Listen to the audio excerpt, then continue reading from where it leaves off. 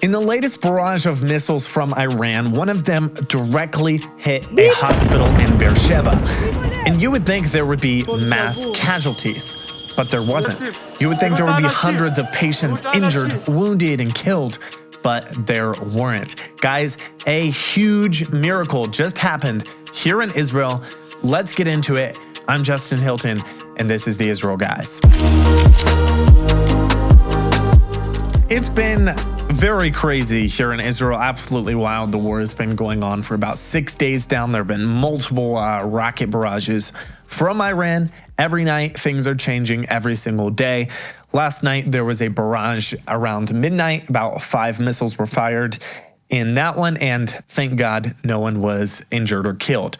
The IDF also did more strikes on Tehran overnight. IDF spokesman in Farsi issued an immediate evacuation notice for an area near the cities of Iraq and Kandab. Iraq is home to a heavy water nuclear facility. The IDF said that 40 fighter jets attacked dozens of targets throughout the night, including the Iraq reactor. And then just after 7 this morning, sirens sounded once again, and a barrage of 25 missiles started coming in from Iran. There were immediately reports of multiple impacts throughout the country. There were also a few injuries reported, unfortunately. And then it came out that the Soroka Hospital, which is in Beersheva, had been hit directly. Like, just look at these videos. It is terrible, the destruction that happened in the hospital here. But here's where the incredible miracle comes in. The Magen David Adom Director General said this, quote, "Just last night, the Ministry of Health gave instructions to evacuate the old surgical floor of Soroka Hospital. That was the floor that took the direct hit. Many lives were saved." Guys, you cannot see that story and tell me that is not an outright miracle. Literally, the floor that took the direct hit, they just evacuated it last night. I cannot imagine how many lives would have been lost if they had not evacuated that floor. It would have been terrible, and these stories coming out would have been absolutely devastating, absolutely tragic. The Soroka Hospital said this, significant damage was detected in the old surgical building. The emergency room is currently treating a number of minor injuries. The Home Front Command is scanning all the buildings. And I said minor injuries. Thank God that there were not major injuries, were not mass casualties in this strike. However, Iran did strike a hospital, and that is another step for them, and Israel will not allow that. Netanyahu said this, quote, "This morning, Iran's terrorist tyrants launched missiles at Soroka Hospital and the civilian population in central Israel. We will exact the full price from the tyrants in Tehran." Defense Minister Israel Katz said this, "The cowardly Iranian dictator sits deep in the depths of the fortified bunker and fires targeted shots at hospitals and residential buildings in Israel. These are war crimes of the most serious kind, and Khamenei will be held accountable for his crimes. The Prime Minister and I have instructed the IDF to increase the intensity of attacks against strategic targets in Iran and against government targets in Tehran in order to remove threats to the state of Israel and undermine the Ayatollah's regime." He also said this, and I think this is the first time they have directly threatened Khamenei. He said, "A dictator like Khamenei cannot be allowed to exist. Khamenei is a modern-day Hitler, diverting his nation's resources toward the goal of destroying Israel." We'll be right back with the rest of the show in just 1 second, but first, the current crazy war that Israel is facing right now with Iran on top of being at war with Gaza. Guys, don't forget, now for over 600 days, it has left many families in severe poverty. Guys, right now, unfortunately, many throughout Israel are trapped in the chains of poverty.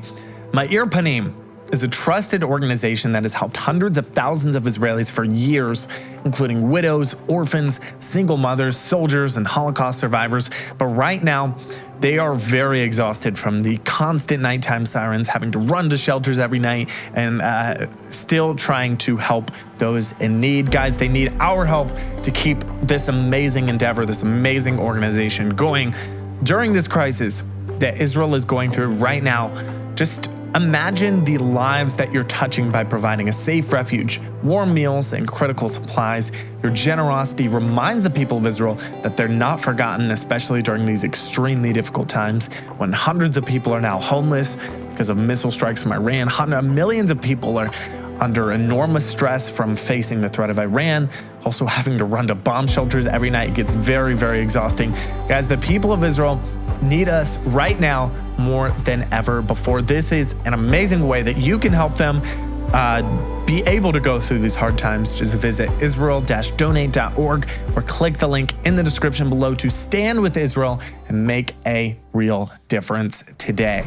So Donald Trump has made it pretty clear that he's not okay with Iran obtaining a nuclear weapon, although many people online, for some reason, do not agree with him, and they would just really love to see Iran with nuclear power. Two very simple words, a very simple, unconditional surrender. That means I've had it. Have the Iranians reached out to you, Mr. President? What? Have the Iranians reached out to you? Yes. And what did they say? I said it's very late, you know? I said it's very late to be talking. We may meet. I don't know. There's a big difference between now and a week ago, right? Big difference. He also said this: "I'm not looking for a ceasefire. I want a complete and total victory. Fighting may be necessary to prevent Iran from obtaining nuclear weapons."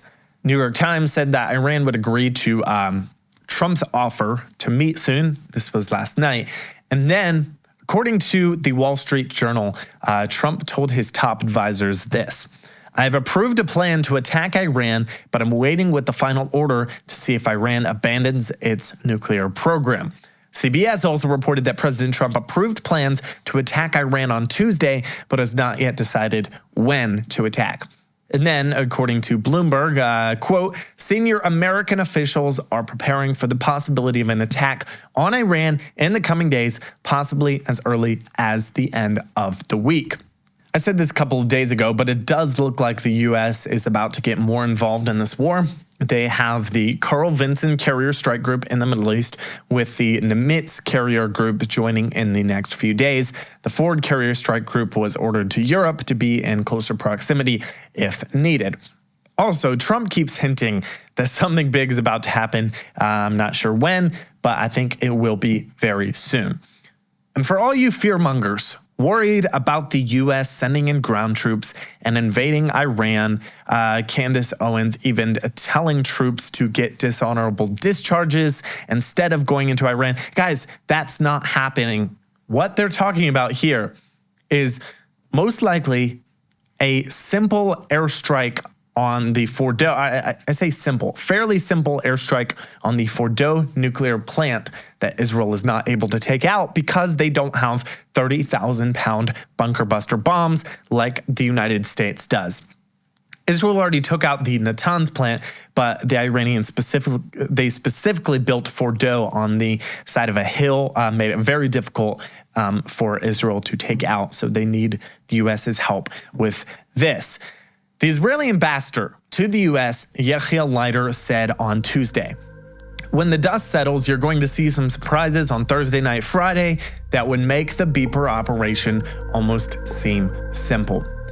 Guys, stay tuned. Make sure and subscribe here on the channel. We will keep you updated the minute something crazy comes out. So make sure and subscribe. Also hit the notification bell so you don't miss any of the content. Make sure and check out Meir Panim, the amazing work that they're doing. Just click on the link in the description below or visit israel-donate.org. As always, stop listening to the lies and propaganda. Connect with the truth of what is happening in Israel. We'll be back soon here at the Israel Guys. Catch you in the next one.